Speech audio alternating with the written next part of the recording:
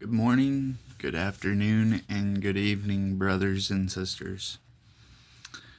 Today is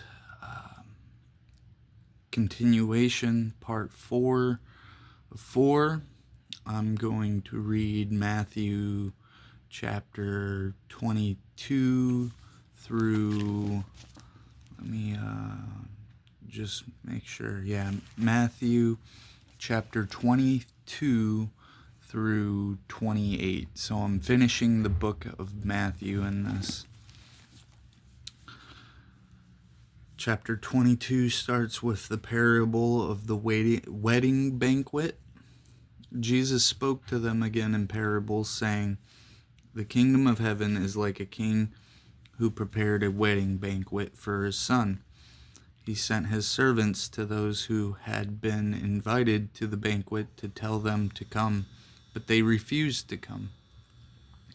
Then he sent more servants and said, 'Tell those who have been invited that I have prepared my dinner. My oxen and fattened cattle have been butchered, and everything is ready. Come to the wedding banquet.' But they paid no attention and went off, one to his field, another to his business. The rest seized his servants, mistreated them, and killed them. The king was enraged. He sent his army and destroyed those murderers and burned their city. Then he said to his servants, 'The wedding banquet is ready, but those I invited did not deserve to come. So go to the street corners and invite to the banquet anyone you find.' So the servants went out into the streets and gathered all the people they could find, the bad as well as the good. And the wedding hall was filled with guests. But when the king came in to see the guests, he noticed a man there who was not wearing wedding clothes. He asked, 'How did you get in here without wedding clothes, my friend?' The man was speechless. Then the king told the attendants, 'Tie him hand and foot and throw him outside into the darkness, where there will be weeping and gnashing of teeth. For many are invited, but few are chosen.' Paying the imperial tax to Caesar. Then the Pharisees went out and laid plans to trap him in his words. They sent their disciples to him along with the Herodian. Excuse me, I can't pronounce it. Teacher, they said, 'we know that you are a man of integrity and that you teach the way of God in accordance with the truth. You aren't swayed by others because you pay no attention to who they are. Tell us then, what is your opinion? Is it right to pay the imperial tax to Caesar or not?' But Jesus, knowing their evil intent, said, 'You hypocrites, why are you trying to trap me? Show me the coin used for paying the tax.' They brought him a denarius and he asked them, 'Whose image is this, and whose inscription?' 'Caesar's,' they replied. Then he said to them, 'So give back to Caesar what is Caesar's, and to God what is God's.' When they heard this, they were amazed, so they left him and went away. Marriage at the resurrection. That same day, the Sadducees, who say there is no resurrection, came to him with a question. 'Teacher,' they said, 'Moses told us that if a man dies without having children, his brother must marry the widow and raise up offspring for him. Now there were 7 brothers among us. The first one married and died, and since he had no children, he left his wife to his brother. The same thing happened to the second and third brother, right on down to the 7th. Finally, the woman died. Now then, at the resurrection, whose wife will she be of the 7, since all of them were married to her?' Jesus replied, 'You are in error, because you do not know the scriptures or the power of God. At the resurrection, people will neither marry nor be given in marriage. There will They will be like the angels in heaven. But about the resurrection of the dead, have you not read what God said to you? I am the God of Abraham, the God of Isaac, and the God of Jacob. He is not the God of the dead, but of the living. When the crowds heard this, they were astonished at his teaching. The greatest commandment. Hearing that Jesus had silenced the Sadducees, the Pharisees got together. One of them, an expert in law, tested him with this question: Teacher, what is the greatest commandment in the law? Jesus replied, Love the Lord your God with all your heart, and with all your soul, and with all your mind. This is the first and greatest commandment, and the second is like it. Love your neighbor as yourself. All the law and the prophets hang on these two commandments. Whose son is the Messiah? While the Pharisees were gathered together, Jesus asked them, What do you think about the Messiah? Whose son is he? The son of David, they replied. He said to them, How is it then that David, speaking by the Spirit, calls him Lord? For he says, The Lord said to my Lord, Sit at my right hand until I put your enemies under your feet. If then David calls him Lord, how can he be his son? No one could say a word in reply, and from that day on, no one dared ask him any more questions. A warning against hypocrisy. Chapter 23. Then Jesus said to the crowds and to his disciples, The teachers of the law and the Pharisees sit in Moses' seat. So you must be careful to do everything they tell you, but do not do what they do, for they do not practice what they preach. They tie up heavy, cumbersome loads and put them on other people's shoulders, but they themselves are not willing to lift a finger to move them. Everything they do is done for people to see. They make their phylacteries, I'm not sure if I'm pronouncing that right, wide, and the tassels on their garments long. They love the place of honor at banquets and the most important seats in the synagogues. They love to be greeted with the respect in the marketplaces and to be called rabbi by others. But you are not to be called rabbi, for you have one teacher, and you are all brothers. And do not call anyone on earth Father, for you have one Father, and he is in heaven. Nor are you to be called instructors, for you have one instructor, the Messiah. The greatest among you will be your servant, for those who exalt themselves will be humbled, and those who humble themselves will be exalted. 7 woes on the teachers of the law and the Pharisees. Woe to you, teachers of the law and Pharisees, you hypocrites! You shut the door of the kingdom of heaven in people's faces. You yourselves do not enter, nor will you let those who are trying to. Woe to you, teachers of the law and Pharisees, you hypocrites! You travel over land and sea to win a single convert, and when you have succeeded, you make them twice as much a child of hell as you are. Woe to you, blind guides! You say, if anyone swears by the temple, it means nothing, but anyone who swears by the gold of the temple is bound by that oath. You blind fools, which is greater, the gold or the temple that makes the gold sacred? You also say, if anyone swears by the altar, it means nothing, but anyone who swears by the gift on the altar is bound by that oath. You blind men, which is greater, the gift or the altar that makes the gift sacred? Therefore, anyone who swears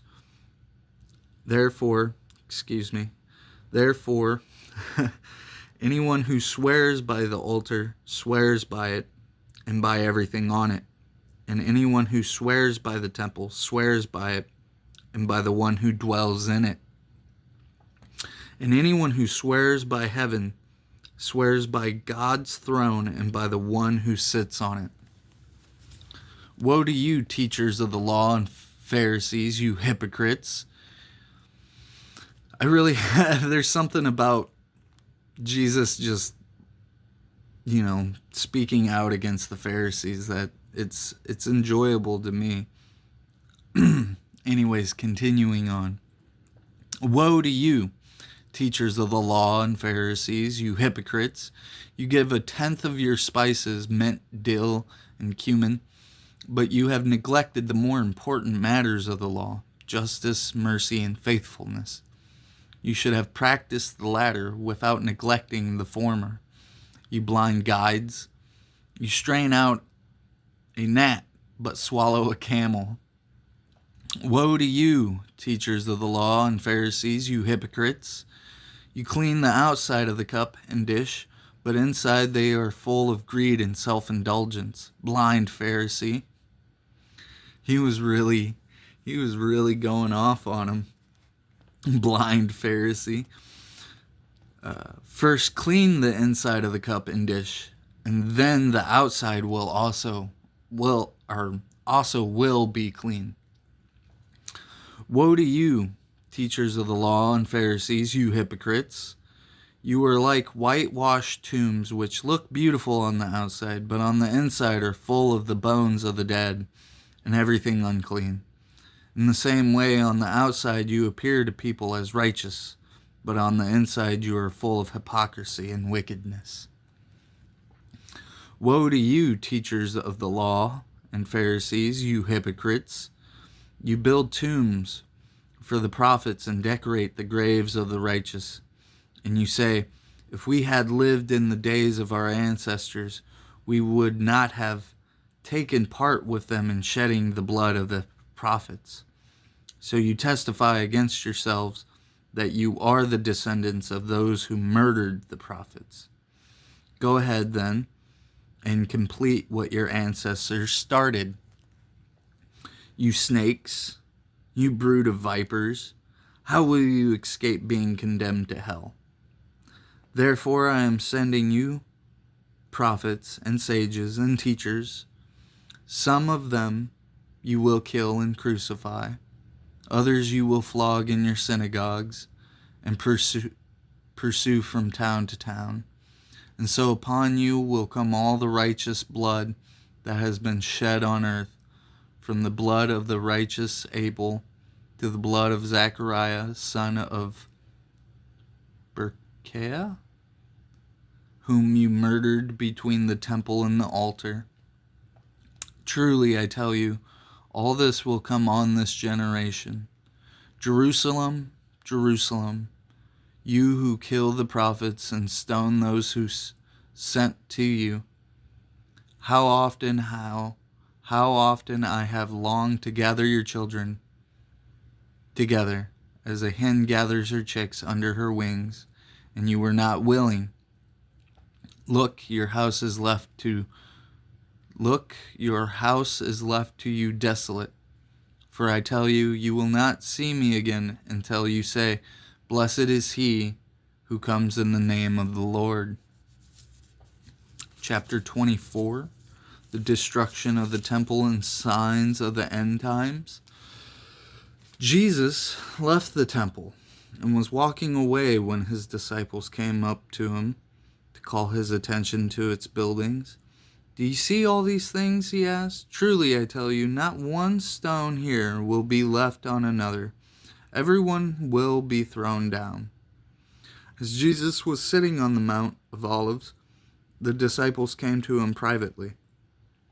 Tell us, they said, when will this happen, and what will be the sign of your coming and the end of the age? Jesus answered, watch out that no one deceives you. For many will come in my name, claiming, I am the Messiah, and will deceive many. You will hear of wars and rumors of wars, but see to it that you are not alarmed. Such things must happen, But the end is still to come. Nation will rise against nation, and kingdom against kingdom. There will be famines and earthquakes in various places. All these are the beginning of birth pains. Then you will be handed over to be persecuted and put to death, and you will be hated by all the nations because of me. At that time, many will turn away from the faith and will betray and hate each other. And many false prophets will appear and deceive many people. Because of the increase of wickedness, the love of most will grow cold. But the one who stands firm to the end will be saved. And this gospel of the kingdom will be preached in the whole world as a testimony to all nations, and then the end will come. So when you see standing in the holy place the abomination that causes desolation is spoken of through the prophet Daniel, let the reader understand. Then let those who are in Judea flee to the mountains. Let no one on the housetop go down and take anything out of the house. Let no one in the field go back to get their cloak. How dreadful it will be in those days for pregnant women and nursing mothers. Pray that your flight will not take place in winter or on the Sabbath, for then there will be a great distress unequaled from the beginning of the world until now, and never to be equaled again. If those days had not been cut short, no one would survive, but for the sake of the elect, those days will be shortened. At that time, if anyone says to you, "Look, here is the Messiah," or "There he is," do not believe it. For false messiahs and false prophets will appear and perform great signs and wonders to deceive, if possible, even the elect. See, I have told you ahead of time. So if anyone tells you, "There he is, out in the wilderness," do not go out. Or, "Here he is, in the inner rooms," do not believe it. For as lightning that comes from the east is visible even in the west, so will be the coming of the Son of Man. Wherever there is a carcass, there the vultures will gather. Immediately after the distress of those days, the sun will be darkened, and the moon will not give its light. The stars will fall from the sky, and the heavenly bodies will be shaken. Then will appear the sign of the Son of Man in heaven, and then all the peoples of the earth will mourn when they see the Son of Man coming on the clouds of heaven with power and great glory. And he will send his angels with a loud trumpet call, and they will gather his elect from the four winds, from one end of the heavens to the other. Now learn this lesson from the fig tree. As soon as its twigs get tender and its leaves come out, you know that summer is near. Even so, when you see all these things, you know that it is near, right at the door. Truly I tell you, this generation will certainly not pass away until all these things have happened. Heaven and earth will pass away, but my words will never pass away. The day and hour unknown. But about that day or hour no one knows, not even the angels in heaven, nor the Son, but only the Father. As it was in the days of Noah, so it will be at the coming of the Son of Man.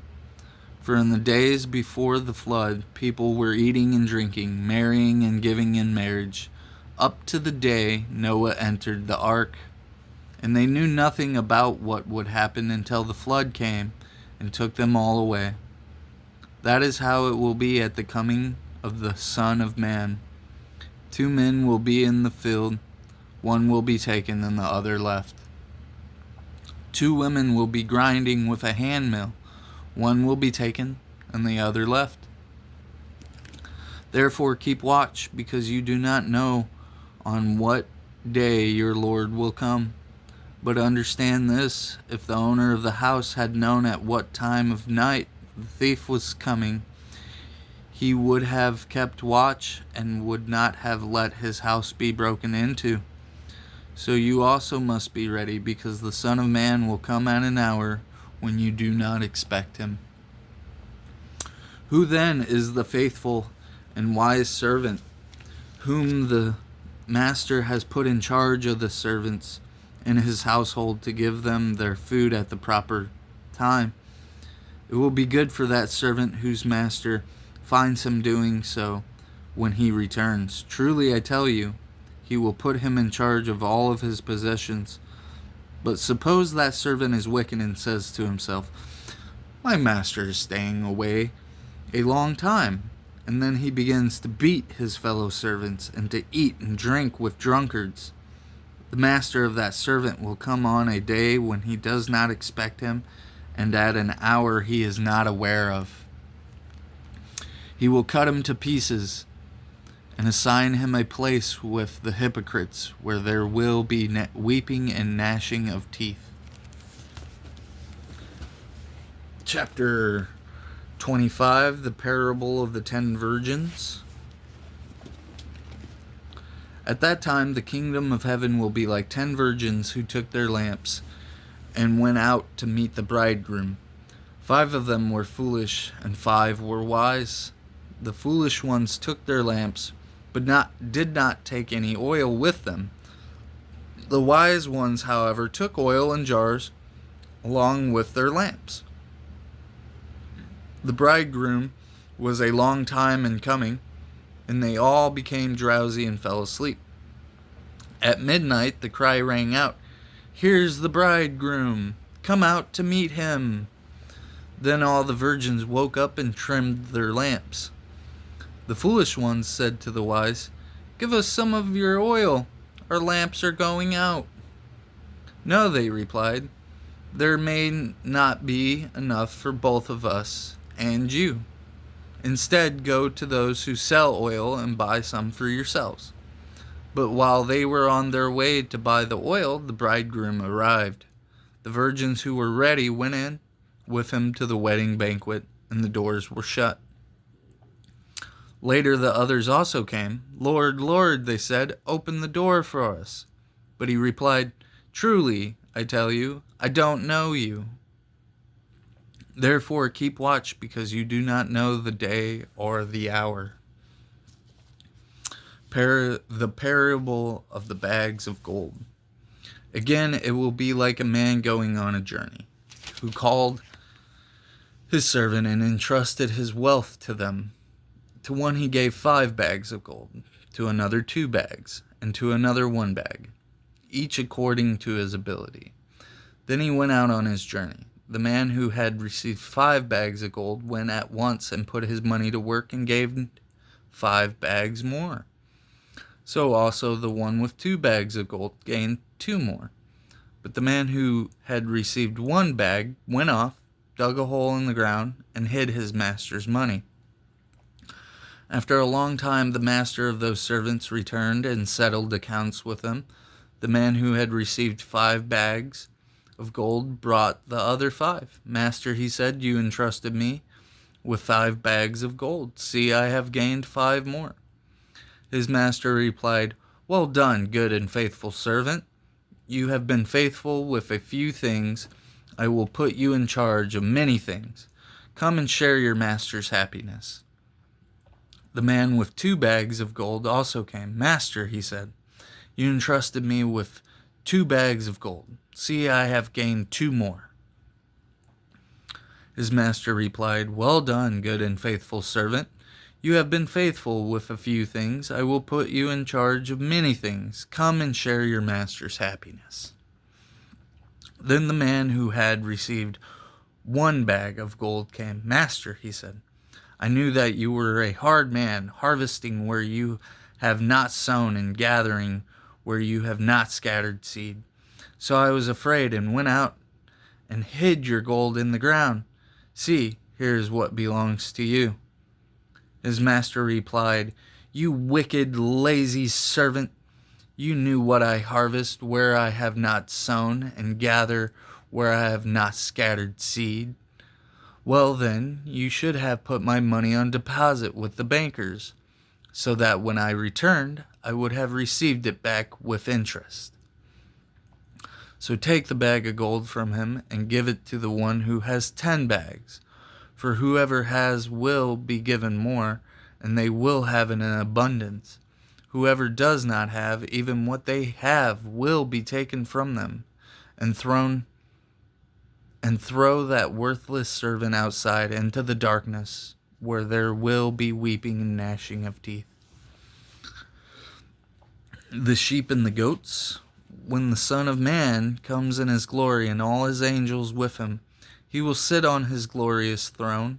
All the nations will be gathered before him, and he will separate the people one from another as a shepherd separates the sheep from the goats.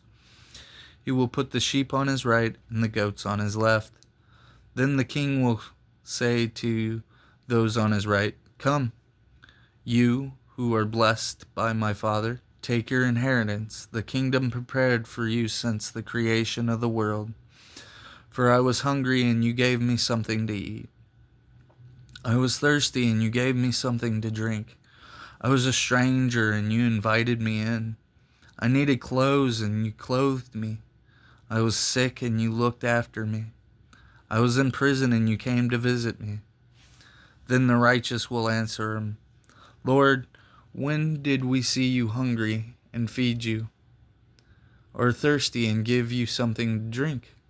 When did we see you a stranger and invite you in, or needing clothes and clothe you?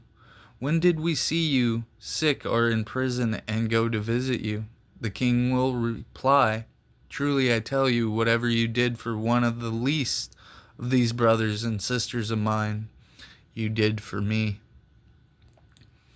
Then he will say to those on his left, 'Depart from me, you who are cursed, into the eternal fire prepared for the devil and his angels. For I was hungry, and you gave me nothing to eat. I was thirsty, and you gave me nothing to drink. I was a stranger, and you did not invite me in. I needed clothes, and you did not clothe me. I was sick and in prison, and you did not look after me.' They also will answer, 'Lord, when did we see you hungry or thirsty, or a stranger, or needing clothes, or sick, or in prison, and did not help you?' He will reply, 'Truly I tell you, whatever you did not do for one of the least of these, you did not do for me.' Then they will go away to eternal punishment, but the righteous to eternal life." The plot against Jesus, Matthew chapter 26. When Jesus had finished saying all these things, he said to his disciples, "As you know, the Passover is 2 days away, and the Son of Man will be handed over to be crucified." Then the chief priests and the elders of the people assembled in the palace of the high priest, whose name was Salphus? Excuse me, I'm not sure how to pronounce his name. And they schemed to arrest Jesus secretly and kill him. But not during the festival, they said, or there may be a riot among the people. Jesus anointed at Bethany. While Jesus was in Bethany, in the home of Simon the leper, a woman came to him with an alabaster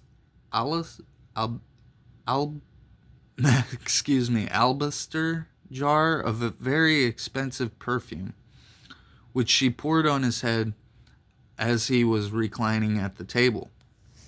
When the disciples saw this, they were indignant.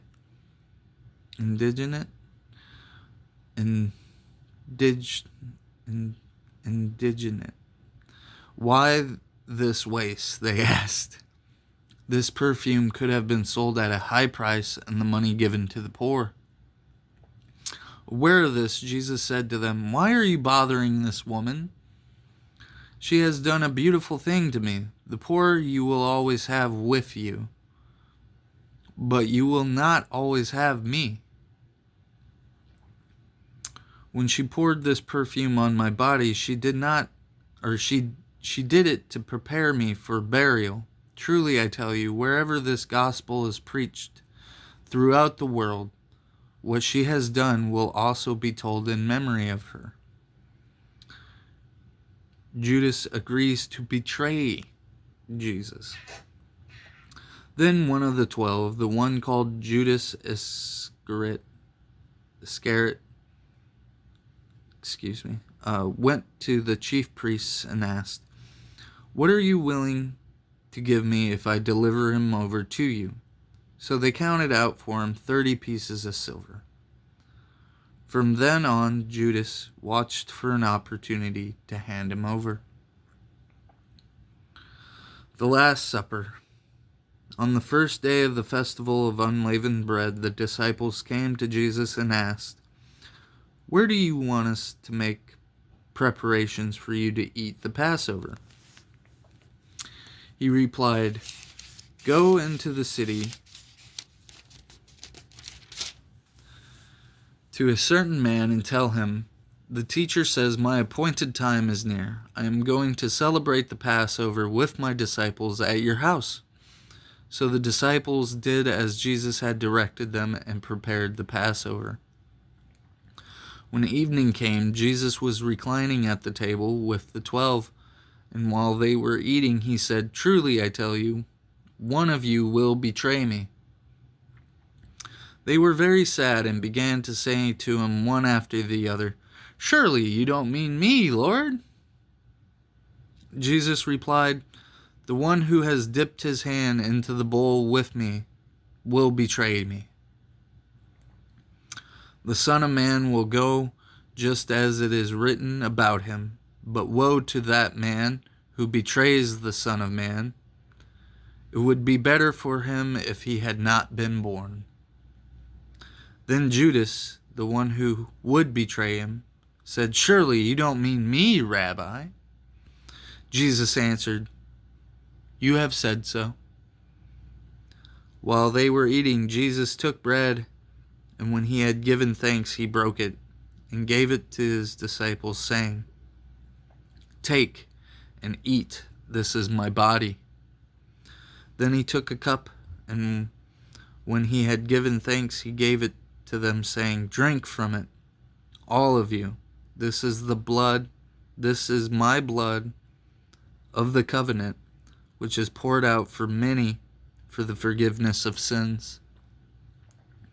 I tell you, I will not drink from this fruit of the vine from now on until that day when I drink it new with you in my Father's kingdom." When they had sung a hymn, they went out to the Mount of Olives. Jesus predicts Peter's denial. Then Jesus told them, "This very night you will all fall away on account of me, for it is written, 'I will strike the shepherd, and the sheep of the flock will be scattered.'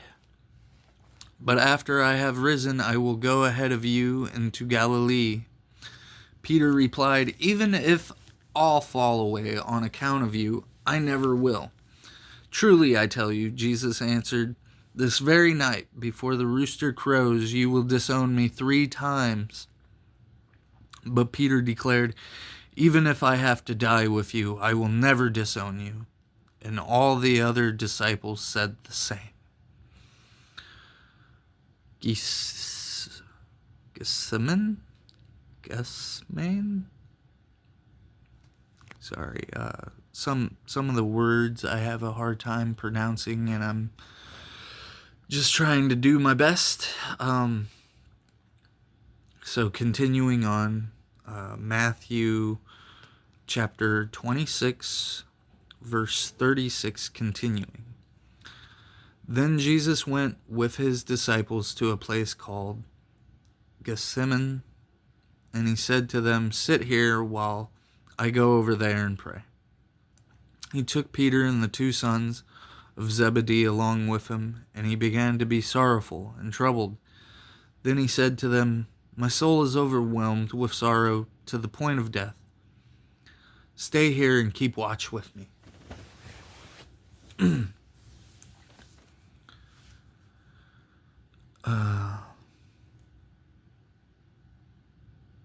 Going a little further, he fell with his face to the ground and prayed, "My Father, if it is possible, may this cup be taken from me. Yet not as I will, but as you will." Then he returned to his disciples and found them sleeping. "Couldn't you men keep watch with me for 1 hour?" He asked Peter, "Watch and pray so that you will not fall into temptation.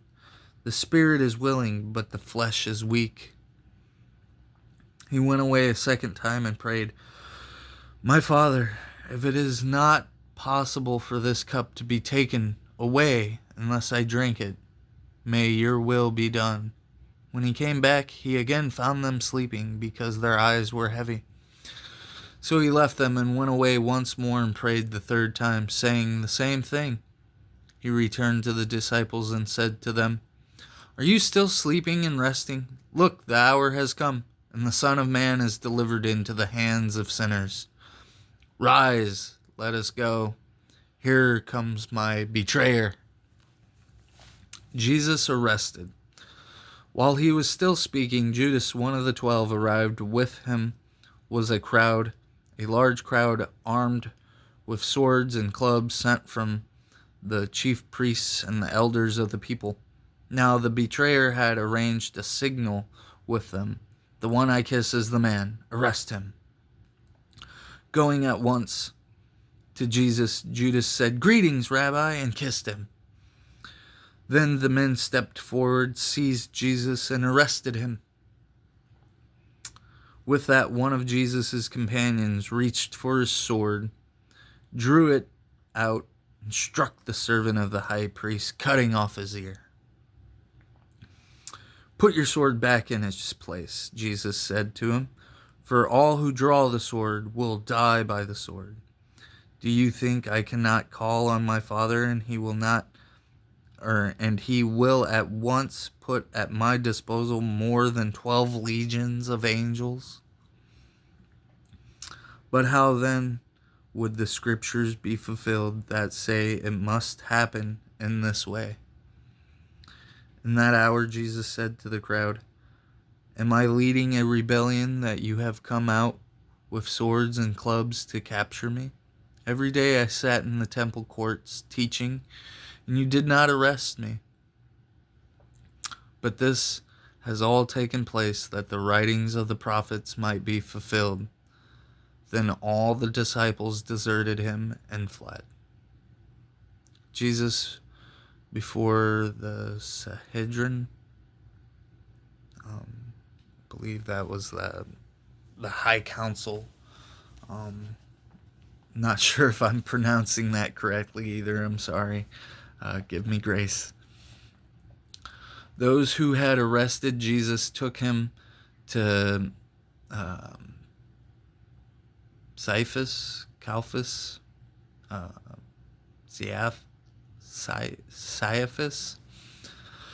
the high priest, where the teachers of the law and the elders had assembled. But Peter followed him at a distance, right up to the courtyard of the high priest.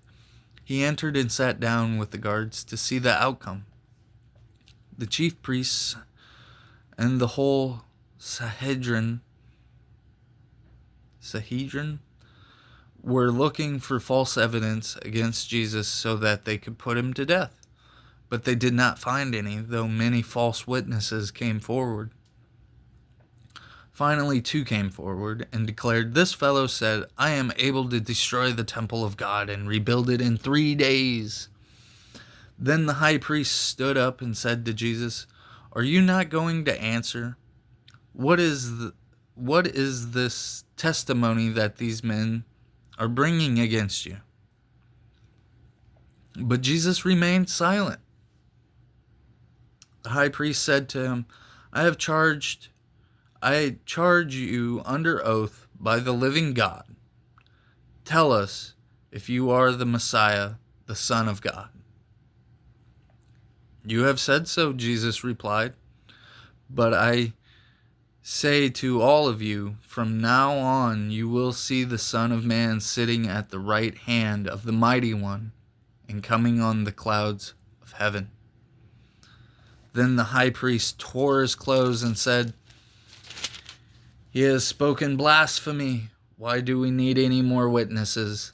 Look, now you have heard the blasphemy. What do you think?" "He is worthy of death," they answered.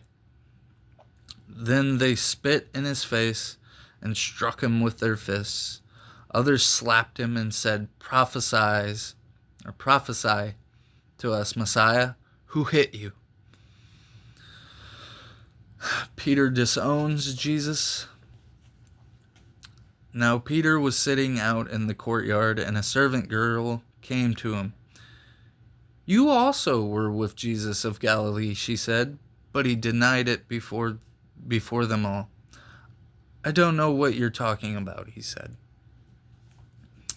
Then he went out to the gateway, where another servant girl saw him and said to the people there, "This fellow was with Jesus of Nazareth." He denied it again with an oath, "I don't know the man." After a little while, those standing there went up to Peter and said, "Surely you are one of them. Your accent gives you away." Excuse me.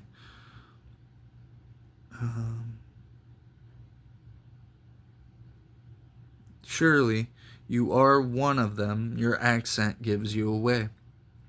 Then he began to call down curses, and he swore to them, "I don't know the man." Immediately a rooster crowed. Then Peter remembered the words Jesus had spoken. Before the rooster crows, you will disown me 3 times. And he went outside and wept bitterly. Judas hangs himself. Early in the morning, Matthew chapter 27. Early in the morning, all the chief priests and the elders of the people made their plans how to have Jesus executed. So they bound him, led him away, and handed him over to Pilate,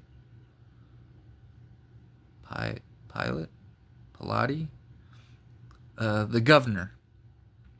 When Judas, who had betrayed him, saw that Jesus was condemned, he was seized with remorse and returned the 30 pieces of silver to the chief priests and the elders. "I have sinned," he said, "for I have betrayed innocent blood." "What is that to us?" they replied. "That's your responsibility." So Judas threw the money into the temple and left. Then he went away and hanged himself. The chief priests picked up the coins and said, "It is against the law to put this into the treasury, since it is blood money." So they decided to use the money to buy the potter's field as a burial place for foreigners.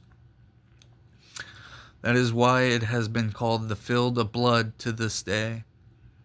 Then what was spoken by Jeremiah the prophet was fulfilled. They took the 30 pieces of silver, the price set on him by the people of Israel, and they used them to buy the potter's field, as the Lord commanded me. Jesus before Pilate. I'm not sure if I'm saying that correctly or not. Excuse me. Meanwhile, Jesus stood before the governor, and the governor asked him, "Are you the king of the Jews?" "You have said so," Jesus replied. When he was accused by the chief priests and the elders, he gave no answer. Then Pilate,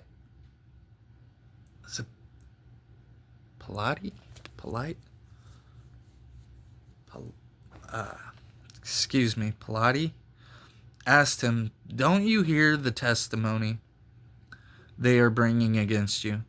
But Jesus made no reply, not even to a single charge. The great amazement of the governor. To the great amazement of the governor. Now it was the governor's custom at the festival to release a prisoner chosen by the crowd. At that time, they had a well-known prisoner whose name was Jesus Barabbas.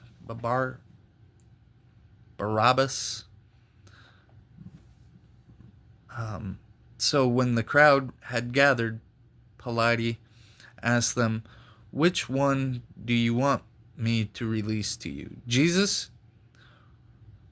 Barabbas? Jesus Barabbas? Or Jesus who's called the Messiah?" For he knew it was out of self-interest that they had handed Jesus over to him. While some of these names I just have such a hard time pronouncing. Polite. Oh, there goes the camera. Sorry.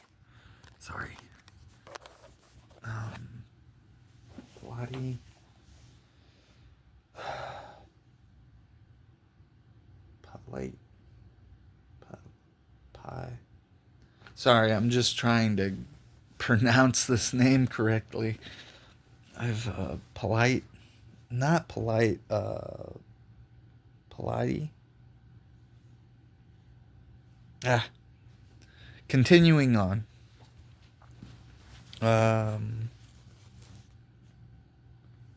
Just for reference, Matthew 27, verse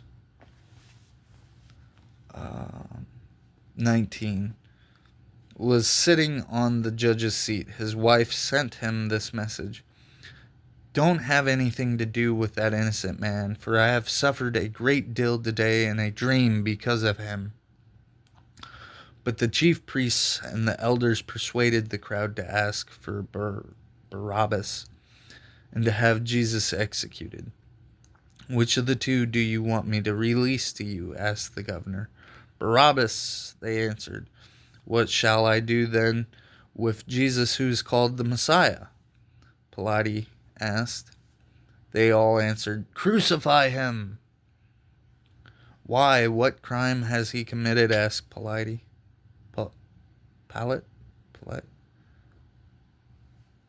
Pilate.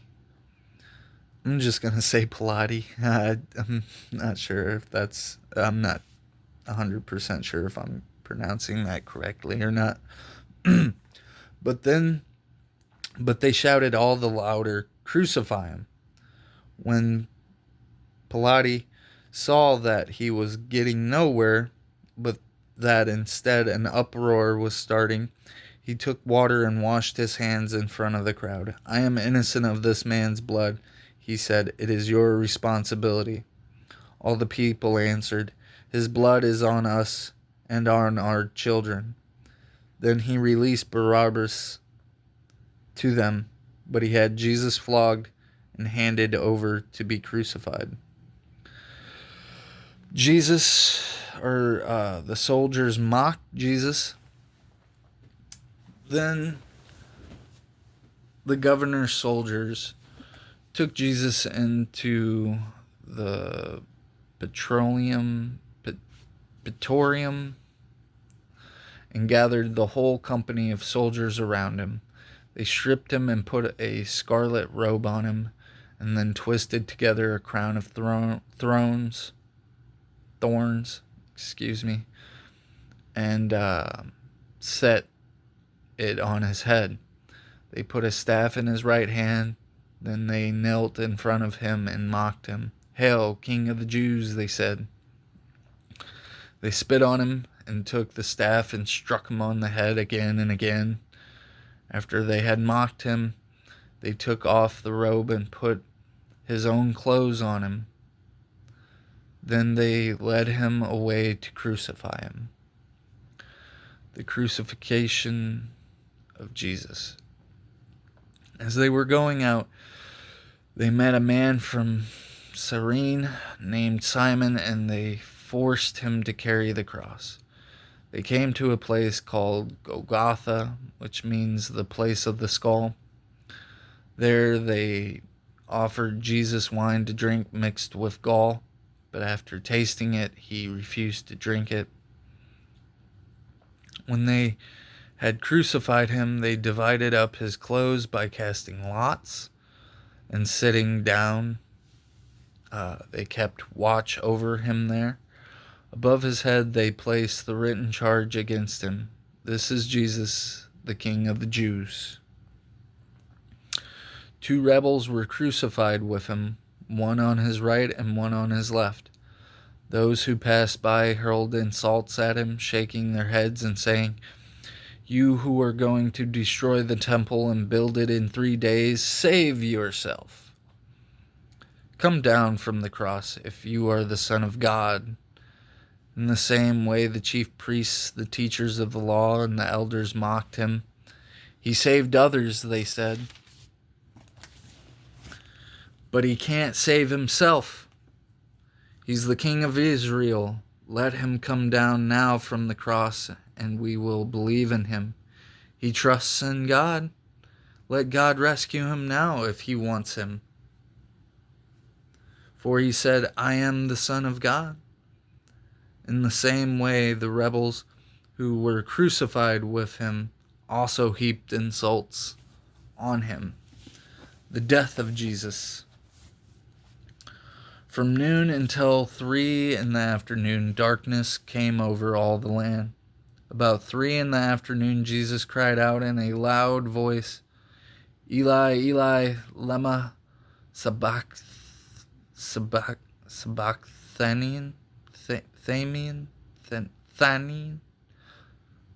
Excuse me, I really am having a hard time pronouncing. Which means, my God, why have you forsaken me?" When some of those standing there heard this, they said, "He's calling Elijah." Immediately one of them ran and got a sponge. He filled it with wine vinegar, put it on a staff, and offered it to Jesus to drink. The rest said, "Now leave him alone. Let's see if Elijah comes to save him." And when Jesus had cried out again in a loud voice, he gave up his spirit. At that moment, the curtain of the temple was torn in two from top to bottom. The earth shook, the rocks split, and the tombs broke open. The bodies of many holy people who had died were raised to life. They came out of the tombs after Jesus' resurrection and went into the holy city and appeared to many people. When the centurion and those with him who were guarding Jesus saw the earthquake and all that had happened, they were terrified and exclaimed, "Surely he was the Son of God." Many women were there, watching from a distance. They had followed Jesus from Galilee to care for his needs.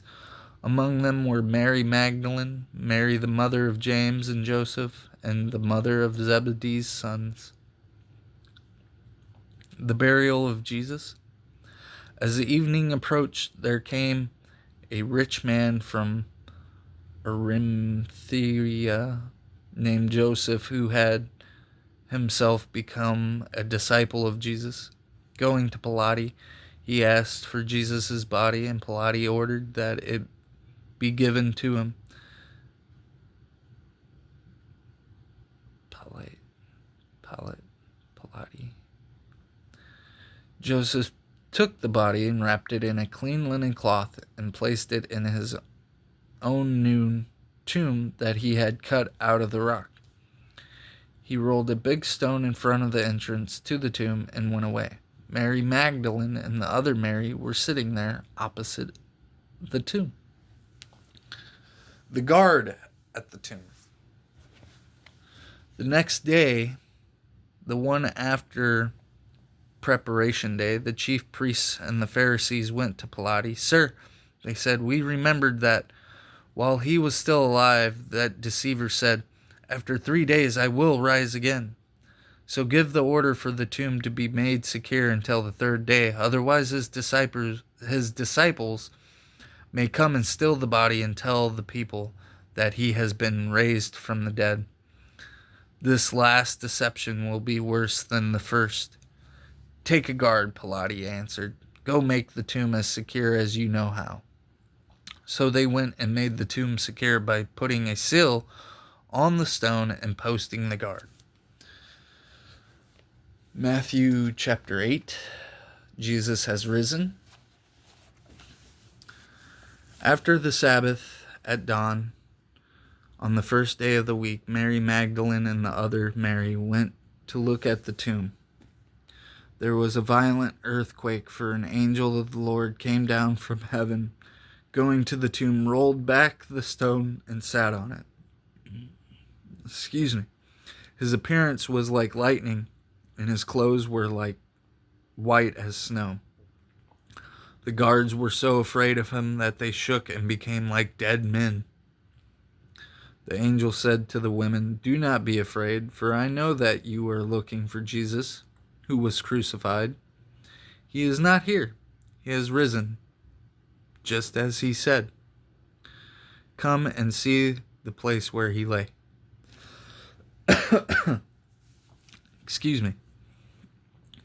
"Then go quickly and tell his disciples, 'He has risen from the dead and is going ahead of you into Galilee. There you will see him. Now I have told you.'" So the women hurried away from the tomb, afraid yet filled with joy, and ran to tell his disciples. Suddenly Jesus met them. "Greetings," he said. They came to him, clasped his feet, and worshipped him.